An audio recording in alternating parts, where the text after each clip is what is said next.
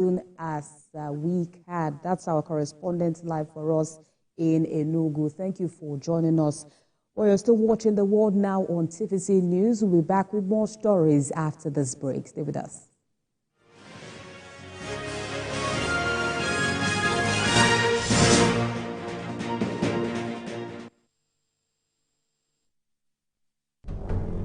Every week, Green Angle, in partnership with Wild Aid, will bring you a documentary series on environmental issues affecting Nigeria's amazing biodiversity, from climate change, air pollution, and wildlife conservation.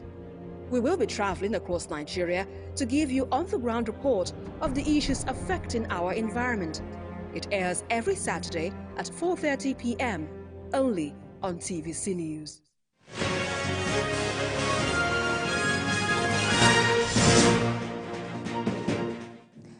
Thank you for staying with us on The World Now. European Union foreign ministers meeting in Brussels are brainstorming on several matters, with strategies for ensuring peace, stability and security in Africa being part of the agenda.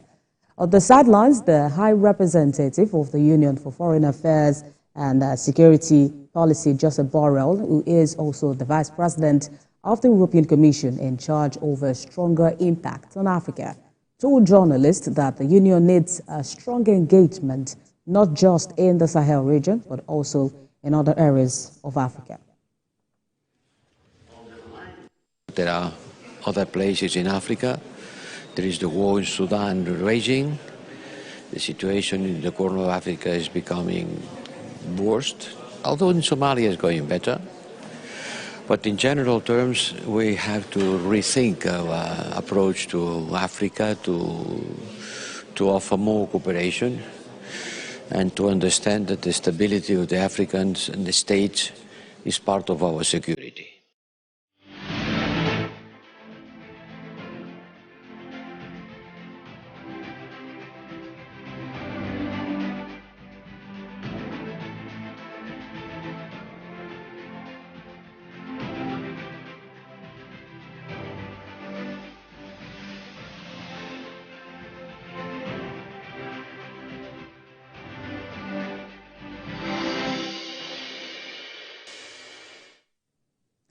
And to our update of the Russia-Ukraine war, the United Nations Sub-Court, the International Court of Justice, says it will move forward with a case brought by Ukraine over Russia's justification of its February 2022 invasion.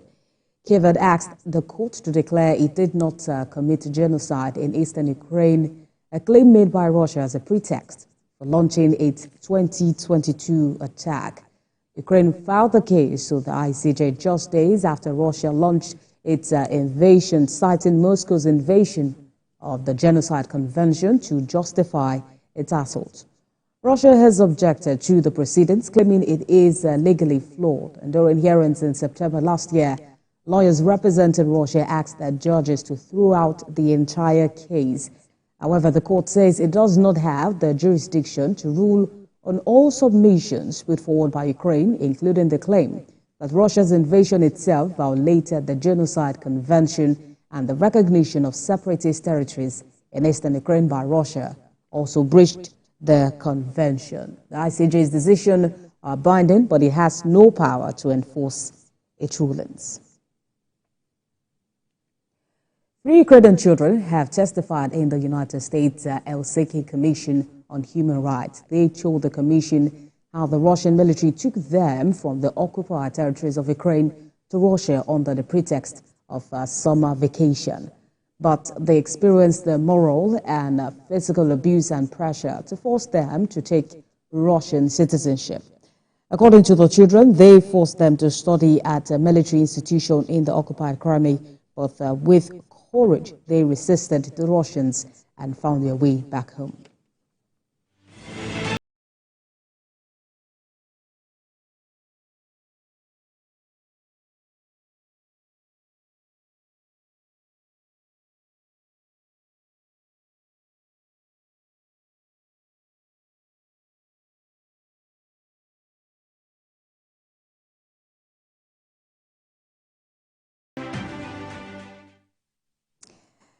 We move to the United States, where a U.S. federal judge has postponed the election subversion trial of former U.S. President Donald Trump, which was scheduled to begin on the 4th of March, while his appeal plays out in court.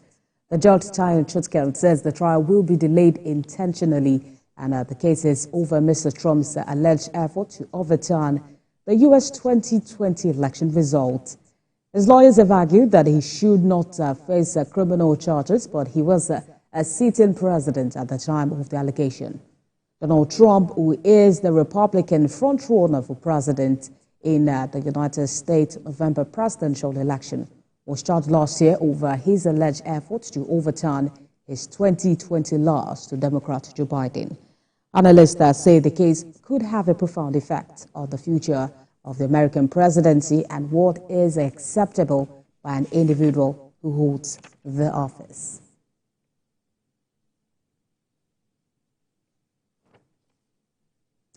Meanwhile, the Vice President of the United States, Kamala Harris, has said in South Carolina that Republican frontrunner Donald Trump is out to fight for his personal interest in the November U.S. presidential election and not for the people. Ms. Harris made several comparisons of the efforts made by the Biden administration to the legislation made by the former president during his time in the White House. She alleged that Mr. Trump speaks openly of his plans to weaponize the United States Department of Justice. And that's the world now on TVC News. For more stories, you can visit our website on www.tvcnews.tv. You can also follow us on our social media handles, Facebook, Instagram, and on X at TVC News NG. On YouTube, we are live at TVC News Nigeria. Thanks for watching.